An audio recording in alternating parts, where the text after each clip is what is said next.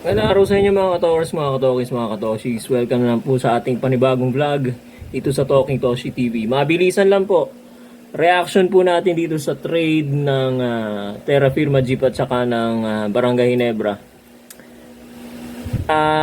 Gaya na nasabi ko nung isang vlog ko, sana, wag naman sana, nagalawin na yung tatlo. Gomez de Leano, Isaac Go, at saka si Stephen Holt. Okay? Para karon man lang ng patagalin man lang mga 3 to 4 years, 5 years, no? Para magkaroon ng chemistry, magkaroon ng gelling kumbaga. Magkaamuyan na maayos at magkaroon ng Wami Chongson pa pala, no? Magkaroon ng mabuo yung team, no? Ng husto. Para magkakilanlan sila na maayos, no? Kaso ano naman nangyari ngayon, no? Mga lumaki yata sa farm tong mga sabi ng iba, lumaki ika sa farm. Kaya ngayon, harvest time na, pinakawalan ngayon. Okay? Dalawang perspektibo yan mga kababayan, mga ka-PBA. Hindi ako completely disagree dun sa kasi merong isa pang baka maaari nating sabihin na hindi natin nakikita ni Coach Jonah Del Cardel. Ay una-una syempre masasabi natin sa isang perspective, yan, harvest time na yan. Okay? Pinakakawalan yung mga malalakas na player na mga bata.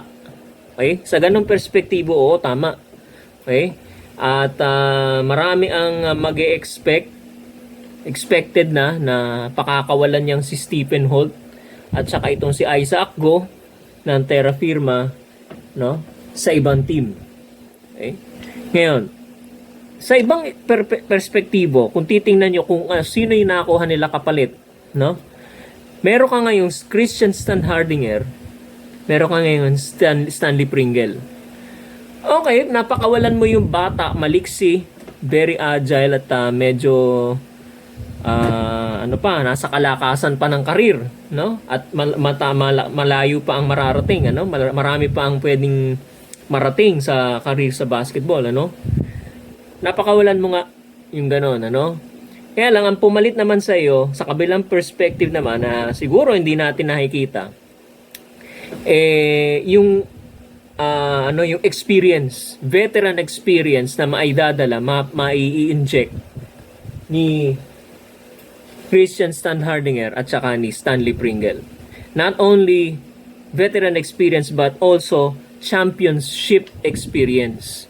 Kung tingnan natin kung makakarating ang Terra Firma sa championship. Yung muna unang goal nila, makarating sa championship round, no? Kasi kung di sila makakarating sa championship round, baliwala yung sinasabi nilang championship experience ng dalawa. Okay, yun naman ang downside nun, Baliwala yung championship experience sila kung hindi naman kayo makakarating ng championship round or ng semifinals man lang, At least, at the very least. Okay? Kaya, sana itong trade na ito, bagamat marami ang tutol, marami expected na itong mga bagong recruit ng Terra Firma pinakakawalan sa SMC.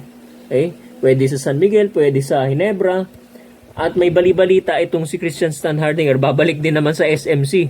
Ipamimigay din ng Terra Firma, may ganong conspiracy theory na conduit lang daw ang Terra Firma ng Ginebra ng Magnolia para mapunta sa kanila si Christian Standhardinger. Kasi bawal kasi ang diretsong trade ng sister team Okay, so doon nila pinadaan, So dadaan mo na kay Terra Firma tapos pupunta kay Magnolia. Magnolia is in dire need of a very potent big man. Kailangan nila ng big man. At itong si Christian Standhardinger ang bali-balitan tinatarget nila na makuha. Okay, so abangan na lang natin kung lilipat mamaya yung draft, So, tingnan natin on the draft itself mamaya at saka after the draft, marami pang mga movement sa iba't ibang teams, Mga trades, Pero for the meantime, Yan na muna ang latest na balita. Christian Standhardinger and Stanley Pringle goes to Terra Firma Jeep in exchange for the services of Stephen Holt and Isaac Go. Nagpapabata ang